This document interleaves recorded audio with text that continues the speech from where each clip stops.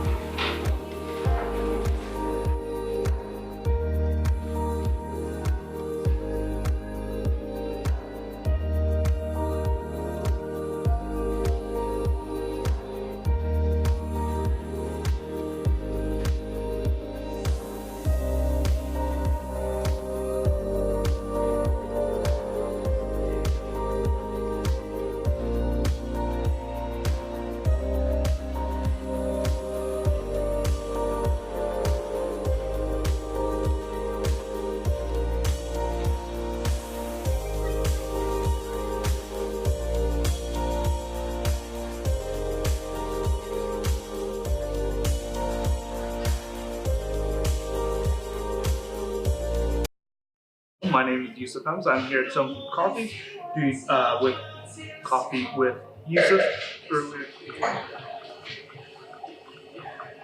So the reason a pour over is better than a regular pot of coffee is that we roast our beans right over in Boardman. So they're fresh roasted straight from the import of wherever we get them from, whether it's Brazil, Guatemala, Mexico. And then we bring them immediately to here once they're done being roasted. And we grind them from a whole bean right to this in about less than 2 minutes, because that's about how long it takes for them to stay fresh once they're ground. After that, the air raid kind of gets to them and it kind of stales them out. So then we make each cup individually, so that instead of sitting in a pot and becoming either cold or being constantly kept on a heat, they're just individually made and prepped. So it's about the freshest cup of coffee that you can have, because it's like farm to table coffee. Yeah. So there's no sitting, no staling out, no bitterness or anything like that. And because we wet the actual grounds on top and let it bloom first and aerate, it gets out all the acidic value. All right. So it doesn't have that bite to it that a normal coffee will have, and it's not as bitter that way. Pour over, which they suggest to me as their signature drink. Let's take a dive. How much was it anyway? It's $3.50. Actually, put the 50 cents quick, so $5.59. So I get two. Yes. Yeah. And I'll give you a call.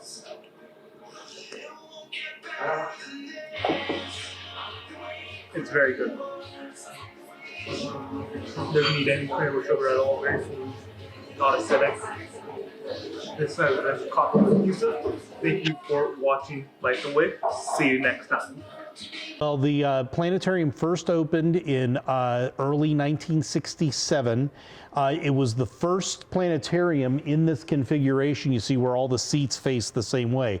Before 1967, the seats always ringed the star ball so you could look anywhere on the dome. So this was the very first planetarium in the United States set up as a classroom.